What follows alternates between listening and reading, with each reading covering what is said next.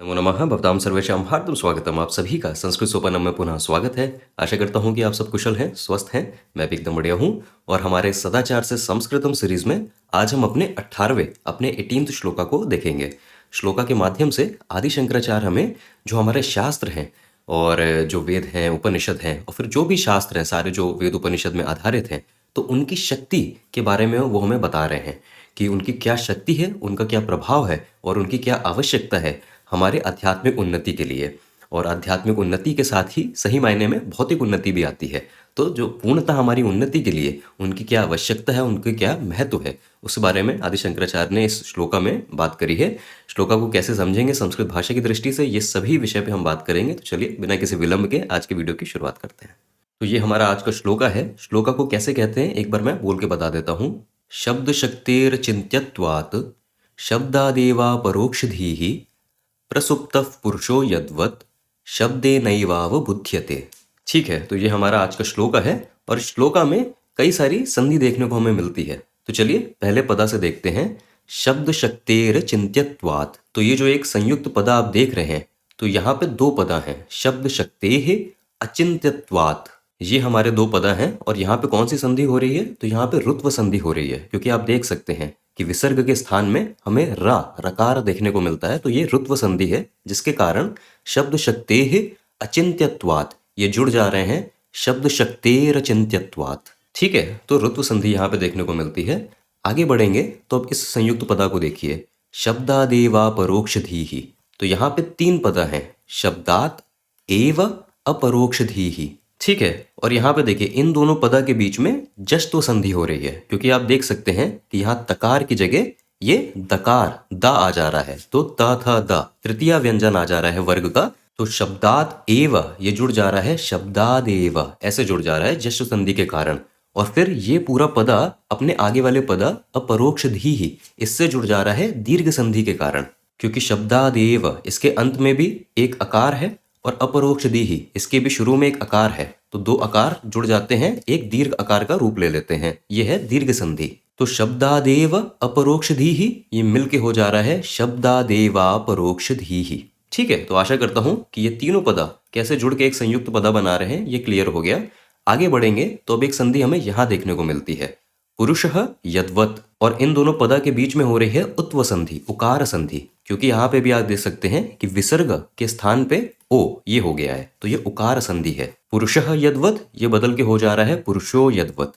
ठीक है, और फिर आगे बढ़ेंगे तो अब इस अंतिम पदा को देखते हैं, शब्देनैवावबुध्यते। तो यहाँ पे भी तीन पदा हैं, शब्देन एव अवबुध्यते। ठीक है, तो पहले देखिए इन दोनों पदा के बीच में वृद्धि संधि हो रही है, क्योंकि इस शब्देन इसके अंत में आ है और एव इसके शुरू में ए है। तो आ और ए जब ये मिलते हैं तो यहाँ पे वृद्धि संधि हो जाती है, अय हो जाता है इन दोनों के स्थान पे। तो वृद्धि संधि के कारण शब्देन एव ये जुड़ जा रहे हैं शब्देनैव। ठीक है, अय आ जा रहा है वृद्धि संधि के कारण, और फिर ये पूरा पदा इस पदा से जुड़ जा रहा है। और वही जैसे हमने यहाँ देखा था एव अपरोक्षधीः, यहाँ पे दीर्घ संधि हो रही है, वही दीर्घ संधि यहाँ भी हो रही है। तो शब्देनैव अवबुध्यते ये जुड़ जा रहे हैं शब्देनैवावबुध्यते, दीर्घ आ जा रहा है दीर्घ संधि के कारण। ठीक है, तो आशा करता हूं कि जितनी भी ये संधि हो रहे हैं तो ये कौन सी संधि है और कैसे हो रही है इसका आपको थोड़ा सा आइडिया लग गया। और जिन भी संधि की हमने यहाँ पे बात करी है, तो उस संधि का जो पूरा नियम है वो नियम क्या है, और इस पूरे श्लोक में जो भी पदा है उनकी पूरी व्याख्या आपको हमेशा की तरह जो पीडीएफ शीट है वहां मिल जाएगी। वीडियो के नीचे डिस्क्रिप्शन बॉक्स है, वहां पे पीडीएफ शीट है, आप वहां से उस पीडीएफ शीट को डाउनलोड कर लीजिएगा, आपके अभ्यास के लिए लाभदायक होगी। चलिए अब हम चलते हैं सीधे श्लोक की व्याख्या की तरफ। ठीक है, और हम अपने श्लोक की व्याख्या का आरंभ कर रहे हैं इस क्रियापदा से, उद्भवति। लेकिन आप श्लोका देखेंगे और आप कहेंगे कि ये क्रियापदा तो श्लोका में है ही नहीं, उद्भवति, तो ये कहाँ से आया? तो देखिए इस क्रियापदा को आप एक अंतर्निहित क्रियापदा मानिए कि ये है नहीं, परंतु ये उसका भाव दे रहा है। तो हम इस क्रियापदा का सहायता ले रहे हैं इस पूरे अर्थ को समझने के लिए। ठीक है, और देखिए भवति, आप इस क्रियापदा को जानते हैं, भवति ये क्रियापदा भू धातु से आता है। भू धातु का अर्थ होता है होना, तो भू धातु लट लकार प्रथम पुरुष एक वचनम में हो जाता है भवति, जिसका अर्थ होता है होता है। जैसे सूर्योदय भवति, सूर्योदय होता है। ठीक है, तो इस क्रियापदा को तो हम जानते हैं। यहाँ पे मैंने उद्भवति इसका प्रयोग करा है। तो ये जो उपसर्ग का मैंने प्रयोग करा है, इसका अर्थ होता है कि उत्पन्न होना, उदित होना उस भाव से, कि जैसे किसी वृक्ष का उदित होना उस बीज से, किसी वृक्ष का विकसित होना उस बीज से। तो ये जो विकसित होना, उदित होना, ये जो भाव होता है, ये इस उपसर्ग के साथ हमें जोड़ के मिल जाता है। तो जो पूरा क्रियापद है उद्भवति, इसका अर्थ है कि कुछ है जो उदित हो जाती है, जो विकसित हो जाती है। ठीक है, तो मैं इस क्रियापदा का प्रयोग कर रहा हूं श्लोका के अर्थ को समझने के लिए। तो चलिए आगे बढ़ते हैं और अब एक प्रश्न करते हैं, का उद्भवति, कि क्या उदित हो जाती है, क्या विकसित हो जाती है। और हमें अपने श्लोका से एक शब्द मिलता है, अपरोक्ष धी ही उद्भवति। ठीक है, और देखिए अपरोक्ष धी ही, इसके अर्थ को समझने के लिए जो दो पदा इसके अंदर हैं, तो पहला पदा है अपरोक्ष और दूसरा पदा है धी। तो धी जो है वो एक स्त्रीलिंगम, एक फेमिनिन जेंडर प्रातिपदिका है, और जिसको हम हिंदी में बुद्धि कहते हैं। तो वो जो बुद्धि और इंटेलेक्ट होती है वो होता है संस्कृत में ये धी, ये प्रातिपदिका। और अपरोक्ष, तो अपरोक्ष का अर्थ क्या होता है? तो अपरोक्ष का अर्थ होता है जिसको हम कहते हैं डायरेक्ट। ठीक है, क्योंकि देखिए इस अपरोक्ष में अगर हम इस इसको हटा दें तो जो ये है परोक्ष, परोक्ष का अर्थ होता है पराईक्ष, कि जो किसी दूसरे ने देखा है, किसी दूसरे ने उसका अनुभव करा है। तो परोक्ष क्या हो गया? जो किसी दूसरे ने अनुभव करा है और हमें उसके बारे में बताया है, तो जिसको हम कहेंगे इनडायरेक्ट एक्सपीरियंस, कि हमने किसी दूसरे के अनुभव से उस चीज को जाना है, उस चीज को समझा है। और आ लगा के जब हम इसको उल्टा कर देते हैं अपरोक्ष, तो इसका अर्थ हो जाता है जो हमने स्वयं ने अनुभव करा है। तो हम कहते हैं उसको डायरेक्ट एक्सपीरियंस, स्वयं ने जो अनुभव करा है, स्वयं ने जिसका साक्षात्कार करा है। तभी देखिए इससे पहले वाला जो श्लोका था जिसमें हमने आत्म साक्षात्कार की बात की थी, तो वहां पे हम आत्म साक्षात्कार को कहते हैं अपरोक्ष अनुभूति। अपरोक्ष अनुभूति का अर्थ है कि जो डायरेक्ट एक्सपीरियंस है, जो हम स्वयं अनुभव कर रहे हैं, किसी और से सुना नहीं है, हमने कहीं शास्त्रों में पढ़ा नहीं है, हमारे गुरु ने हमें नहीं बताया, जो भी उन्होंने बताया है, जो भी हमने पढ़ा है, अब हम उसको स्वयं अनुभव कर पा रहे हैं, वो होता है अपरोक्ष अनुभव। ठीक है, तो आशा करता हूं अपरोक्ष डायरेक्ट एक्सपीरियंस, इसका आप अर्थ समझ गए। तो अब अपरोक्ष धी, इसका अर्थ क्या है? तो इसका अर्थ है कि अपरोक्ष अनुभव करने योग्य बुद्धि, कि वैसी बुद्धि, वैसा इंटेलेक्ट जो अपरोक्ष अनुभूति, जो ये डायरेक्ट एक्सपीरियंस करने की क्षमता रखती हो। ठीक है, तो अपरोक्ष धी ही उद्भवती, अपरोक्ष अनुभव करने योग्य बुद्धि उदित हो जाती है, विकसित हो जाती है। देखिए ये धी, ये हमारा प्रातिपदिका है, और अगर हम इसका प्रथमा विभक्ति एक वचनम का रूप देखेंगे तो ये धी ही ऐसा है, तभी यहाँ पे अपरोक्ष धी ही ऐसा लिखा गया है। ठीक है, तो आशा करता हूं कि अपरोक्ष धी ही इसका अर्थ क्लियर हो गया। अभी आगे बढ़ते हैं और अब एक प्रश्न आएगा कि कस्मात उद्भवती। कस्मात का अर्थ है कि किससे, किस चीज से, किस कारण से ये अपरोक्ष धी ही ये विकसित हो जाती है, ये उदित हो जाती है। तो हमें उत्तर मिलता है शब्दात अपरोक्ष धी ही उद्भवती। शब्दात यानी शब्द से। ठीक है, क्योंकि आप अगर इस शब्द रूप को देखेंगे तो जो हमारा प्रातिपदिका है वो है शब्द, और शब्दात तो ये क्या है? तो ये इसी प्रातिपदिका का पंचमी विभक्ति, फिफ्थ केस का रूप है। पंचमी विभक्ति एक वचनम का रूप है। राम बदल के हो जाता है रामात, बालका बदल के हो जाता है बालकात, तो वैसे ही शब्द बदल के हो गया शब्दात, और पंचमी विभक्ति का भी प्रयोग से। ठीक है, देखिए अंतर है, जो तृतीय विभक्ति का से होता है उसका अर्थ होता है इसके द्वारा, और जो पंचमी विभक्ति का से होता है तो उसका अर्थ होता है कि इसके कारणवश, इसके कारण से। ठीक है, इसकी सहायता से, उस भाव में। तो शब्दात अपरोक्ष धी ही उद्भवती, शब्द से अपरोक्ष धी ही उत्पन्न हो जाती है, उदित हो जाती है। ठीक है, और अब देखिए ये जो पद है शब्द, तो शब्द का संस्कृत में कई अर्थ होते हैं। जो शब्द हम हिंदी में प्रयोग करते हैं तो उसका अर्थ होता है वर्ड, जो हम इंग्लिश में कहते हैं ना वर्ड, कितने वर्ड हैं इस ऐसे में, इस निबंध में कितने शब्द हैं। तो वो तो एक इंग्लिश की परिभाषा है, उसको हम नहीं देखते हैं। संस्कृत में जब हम शब्द इस पदा का प्रयोग करते हैं तो आमतौर में इसका अर्थ होता है जो क्या कहते हैं, जो शोर होता है, जो घोष होता है, जो ध्वनि होती है, जिसको हम कहते हैं साउंड। ठीक है, कि हमने किसी चीज को बजाया, ताली बजाई, तो वो जो घोष उत्पन्न हुआ है, वो जो ध्वनि उत्पन्न हुई है, उसको हम शब्द कहते हैं। तो उस नॉइज को, उस साउंड को हम शब्द कहते हैं। ये एक अर्थ होता है, आमतौर से इस अर्थ में हम प्रयोग करते हैं। परंतु यहाँ पे इस जगह जो ये शब्द का अर्थ आपको समझना है, वो शब्द का अर्थ आपको समझना है जो हमारे शास्त्र हैं। क्योंकि ये अर्थ कहाँ से आया है? तो जब हम अपना न्याय दर्शन पढ़ते हैं, तो जो हमारा न्याय दर्शन है, जो हमारे गौतम ऋषि का न्याय दर्शन है, उसमें जो प्रमाण है कि किसी भी ज्ञान तक पहुंचने के लिए हम किन किन प्रमाणों का प्रयोग कर सकते हैं, तो उनमें से एक प्रमाण है शब्द प्रमाण, जिसको हम अंग्रेजी में कहते हैं वर्बल टेस्टिमनी। ठीक है, एक प्रमाण हो गया प्रत्यक्ष प्रमाण, कि किसी भी ज्ञान को समझने के लिए एक हो गया प्रत्यक्ष प्रमाण, कहने का मतलब है डायरेक्ट जो हम देख रहे हैं, कि अगर हम सामने वृक्ष देख रहे हैं तो वृक्ष है, तो वो हो गया प्रत्यक्ष प्रमाण। फिर एक प्रमाण होता है जिसको हम कहते हैं अनुमान, अंग्रेजी में हम कहते हैं इन्फरेंस, कि हमने बाहर हम निकले हैं, हमने देखा रोड में, रोड गीली है, एक जो हमारी सड़कें हैं वो गीली पड़ी हैं, भीगी पड़ी हैं, पेड़ों से भी पानी गिर रहा है, तो हम एक अनुमान लगाते हैं कि अच्छा लगता है जब मैं अंदर था तब वर्षा हुई है, बारिश हुई है, तो इसको कहते हैं अनुमान लगाना, इन्फरेंस। तो एक ये प्रमाण होता है। एक तीसरा प्रमाण भी होता है, और भी प्रमाण है, लेकिन ऐसे ही एक तीसरा प्रमाण होता है जिसको हम कहते हैं शब्द प्रमाण। और शब्द प्रमाण का अर्थ होता है वर्बल टेस्टिमनी, कि ऐसे शास्त्र जिन पे हम पूरा भरोसा कर सकते हैं वैसे ज्ञान के लिए। और इसमें हमारे जो वेद हैं, जो उपनिषद हैं, वो आते हैं, क्योंकि वेद और उपनिषद इनको अपौरुषेय कहा गया है, कि इनको कहा गया कि किसी भी व्यक्ति विशेष ने इनको नहीं रचा है, ये हमारे ऋषियों को उनके ध्यान की स्थिति में ये डायरेक्ट उनको अनुभव हुआ है, वो डायरेक्ट उनको ईश्वर से प्राप्त हुए हैं, तो इसीलिए उनको अपौरुषेय कहा जाता है। और इसीलिए वेदों की इतनी सत्ता है, हमारे जो वेद उपनिषद के जो शास्त्र हैं इनकी इतनी सत्ता है कि इनमें जो बातें हमें बताई गई हैं उनको हम सच मानते हैं, उसी सच पे आधारित है हमारे जो बाकी के षट दर्शन भी हैं, हिंदू षट दर्शन। ठीक है, तो यहाँ से हमें बस इतना समझना है कि ये जो शब्द इस पद का यहाँ पे प्रयोग हुआ है, तो इस शब्द से आप समझिए जो हमारे शास्त्र हैं, और आप इस शब्द से ये भी समझिए कि जो हमारे ऋषि रहे हैं, जो हमारे गुरु रहे हैं, उन्होंने जो हमें ज्ञान दिया है वो भी हमारी वर्बल टेस्टिमनी है, क्योंकि उनके वाक्य भी इतने प्रमाणित हैं, उनके वाक्य भी इतने सशक्त हैं कि हम उनके वचनों पे, अपने ऋषि के वचनों पे, अपने गुरु के वचनों पे पूर्णतः श्रद्धा के साथ, विश्वास के साथ हम आगे बढ़ सकते हैं। तो जो हमारे शास्त्र हैं और जो हमारे ऋषि और गुरु के वचन हैं उनको हमने यहाँ पे शब्द माना है। ठीक है, और इसीलिए जब हम ये पढ़ रहे हैं कि शब्दात अपरोक्ष धी ही उद्भवती, तो यहाँ से शब्द से इसका अर्थ है कि शास्त्रों के ज्ञान से। ठीक है, शास्त्रों के ज्ञान से, और जो हमारे ऋषि, हमारे गुरु के जो वचन रहे हैं, जो वाक्य रहे हैं, जो उन्होंने हमें सिखाया है, उस ज्ञान से अपरोक्ष धी ही, अपरोक्ष अनुभव करने योग्य बुद्धि उद्भवती, उदित हो जाती है, विकसित हो जाती है। ठीक है, आशा करता हूँ ये क्लियर हो गया।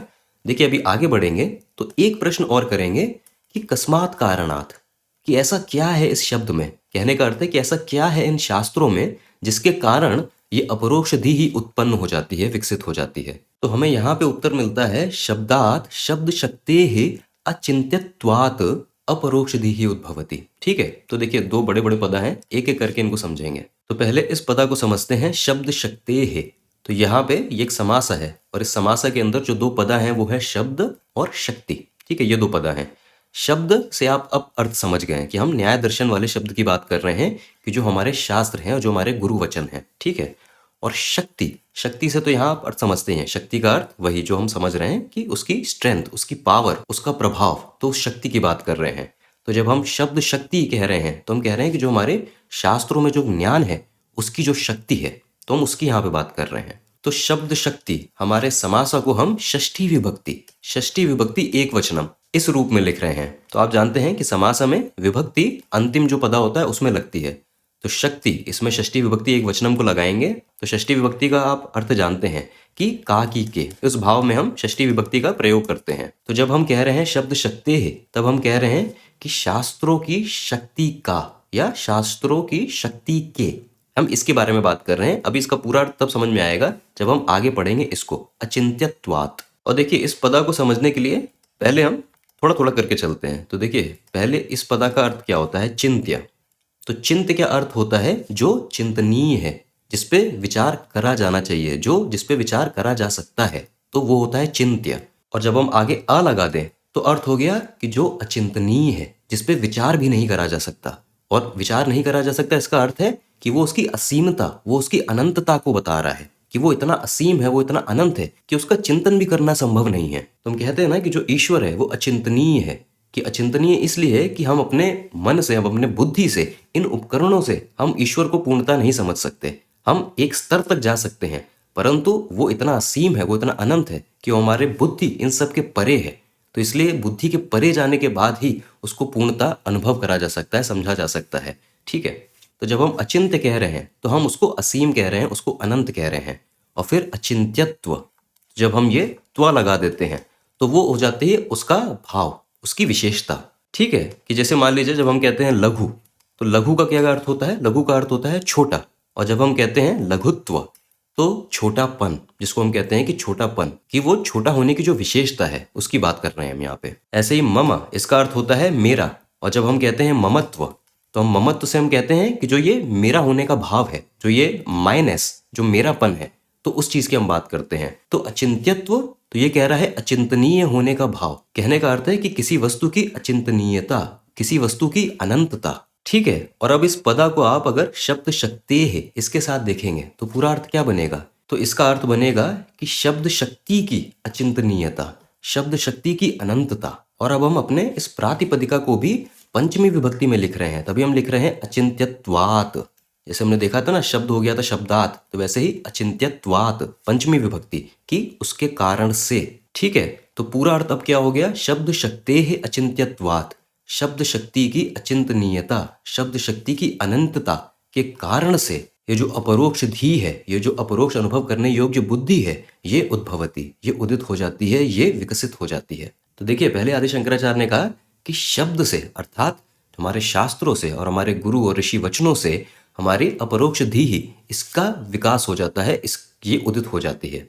और फिर उन्होंने उसका भी हमें कारण बताया कि ऐसा क्या है इन शास्त्रों में। तो उन्होंने कहा कि शब्द शक्ति की जो असीमता है, कि इन शास्त्रों में जो ज्ञान है उसकी जो असीमता है, उसकी जो अनंतता है, उसके कारण से हमारी बुद्धि का विकास हो जाता है। ठीक है, तो आशा करता हूं कि ये पूरा आपको वाक्य समझ में आया।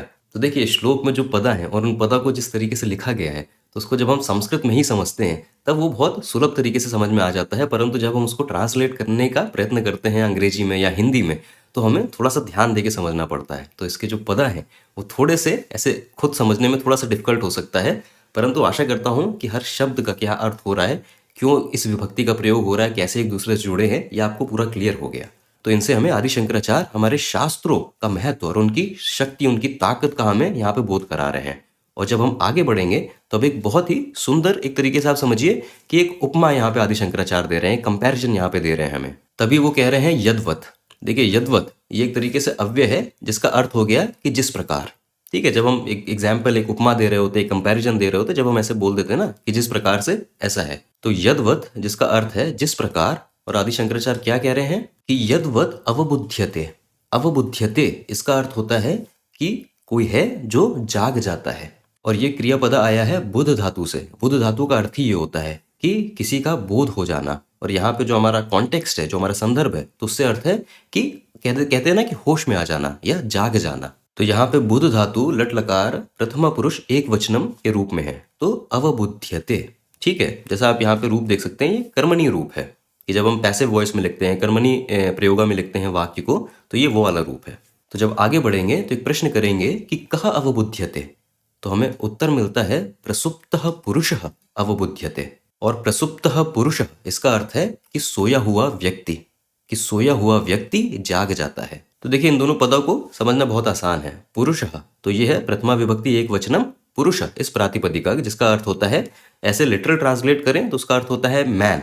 ठीक है, लेकिन यहाँ पे हम पुरुष इससे बात कर रहे हैं एक सामान्य तरीके से किसी भी व्यक्ति की। ठीक है, और प्रसुप्तः इसका अर्थ है कि वह जो सोया हुआ है। तो अभी तक आदि शंकराचार्य कह रहे हैं यद्वत् प्रसुप्तः पुरुषः अवबुध्यते, कि जिस प्रकार एक सोया हुआ व्यक्ति जाग जाता है। ठीक है, परंतु अभी इसका अर्थ क्या है और ये कैसे पहली पंक्ति से जुड़ा है, ये भी हम आगे समझेंगे।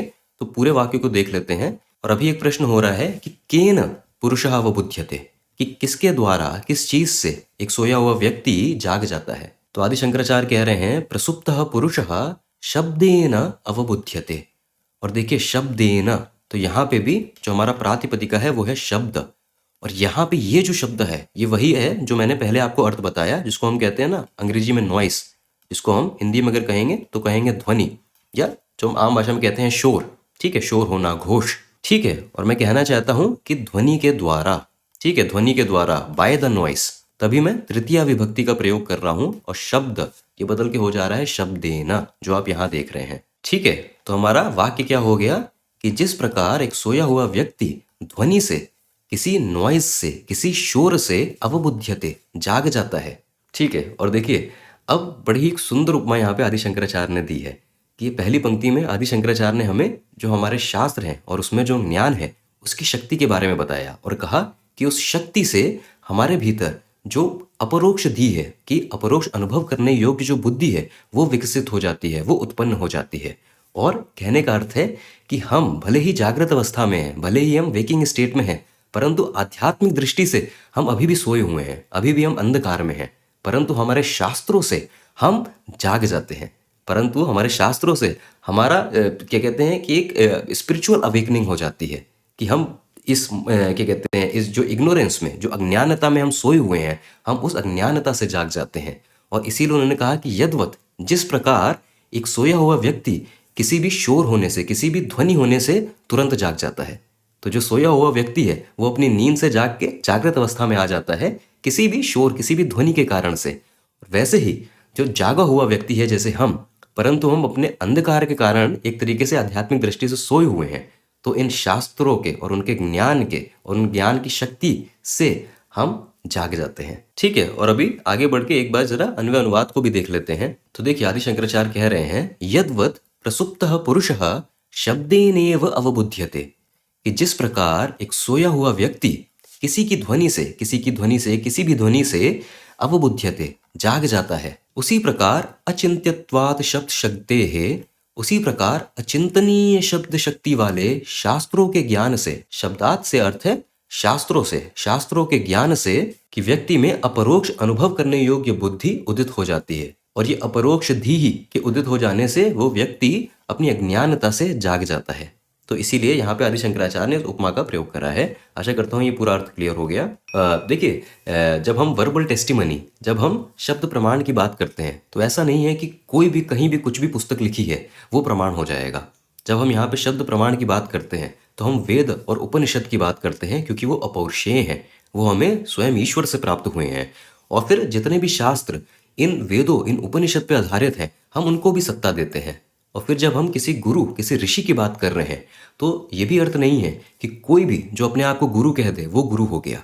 गुरु ऐसा होना चाहिए जो गुरु कहलाने योग्य है, कि आपको भी थोड़ा सा आज के समय में तो विशेषता कि हमें भी थोड़ा सा समझ रखनी पड़ेगी, हम किसको अपना गुरु मान रहे हैं, हम किससे सीखना चाह रहे हैं, ज्ञान लेना चाह रहे हैं।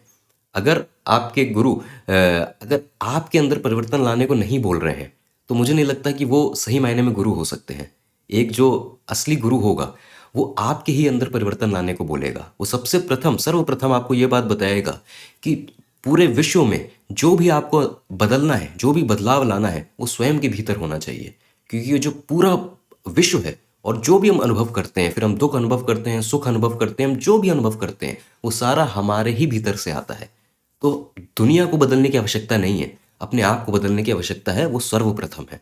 तो अगर आपके गुरु, जिनसे भी आप ज्ञान ले रहे हैं, फिर वो आपके पहले के ऋषि हों, पहले के गुरु हों, जो गुरु अब जीवित नहीं हैं उनकी पुस्तकें हों, या कोई जीवित गुरु हों, वो हों, जो भी हों, परंतु अगर उन गुरु के वचन से आपको अपने अंदर परिवर्तन लाने को नहीं बोला जा रहा है, तो आप ये समझ सकते हैं, फिर ये थोड़ा सा आपको सोचने की आवश्यकता है कि क्या वो सही मायने में सही गुरु हैं कि नहीं है। और देखिए, दूसरी बात ये भी होती है कि शब्द की शक्ति से, इन शास्त्रों की शक्ति से हमारे अंदर अपरोक्ष धी ही ये उत्पन्न हो जाएगी। तो इसका अर्थ ये भी मत समझिएगा कि बस हम पुस्तक उठा के हम रोज पढ़ते रहेंगे, उसका जप करते रहेंगे तो वो हो जाएगा। ऐसा नहीं है। आप कितना भी पढ़ लें, आप कितना भी जप कर लें, वो ज्ञान, वैसी बुद्धि तभी उत्पन्न होगी जब आप वाकई में चाहते हैं उस चीज़ को पाना। वो ज्ञान आपको तभी मिलेगा जब आप वाकई उस ज्ञान को पाना चाहते हैं। तो जो उस ज्ञान को चाहता है उसी को वो ज्ञान अंत में मिलता है। तो इनको भी आप एक लक्षण समझिए कि ये आपको इशारा दे रहे हैं, ये आपको राह दिखा रहे हैं कि उस तरफ है रास्ता, उस तरफ राह है, परंतु आपको चलते रहना है उस पर। बड़ी सुंदर एक ओशो ने बात कही है कि जितने भी शास्त्र हैं ये स्वयं आपको मोक्ष तक या आपको उस अपरोक्ष अनुभव तक नहीं ले जा पाएंगे। ऐसा नहीं है कि ये शास्त्र आपको अकेले ही वहाँ तक ले जाएंगे, परंतु जो भी वहाँ पहुँच जाता है वो वापस आके बोलता है कि जो भी इन शास्त्रों में बात लिखी है सही लिखी है। तो वो व्यक्ति स्वयं प्रमाण बन जाता है इन शास्त्रों का। तो इस अंतर को समझिए कि ये शास्त्र अकेले हमें वहाँ तक नहीं ले जाएंगे, परंतु जो भी उसको पा लेता है वो स्वयं इनका प्रमाण बन जाता है कि हाँ, इनमें जो बात लिखी है सही लिखी है। तो हम किस तरीके से उनका प्रयोग करते हैं, किस तरीके से उनको पढ़ के अपने जीवन में, और फिर वही बात है कि कैसे लाना है, तो श्रवण मनन, कि ये 2 स्टेप में हमें पूरा ध्यान देना है कि उनमें पढ़ना है, नित्य अभ्यास करना है और उनका मनन करना है, चिंतन करना है। और ये इसमें थोड़ा समय देना है क्योंकि ये समय लेगा ये सारी चीज़ें। ठीक है, तो यही सारी बात थी इसमें। आशा करता हूँ कि जो श्लोक का अर्थ था, जो पद थे, वो सब क्लियर हो गए। कुछ भी आपको संशय है तो पीडीएफ शीट में पदों की व्याख्या है, संधि के नियम है, सब कुछ है, आप उसका सहायता ले लीजिएगा। मैं आपसे अब अगले श्लोक में मिलूंगा सदाचार के। अभी विदा लेता हूँ। वयम पुनः मिलामः। धन्यवाद।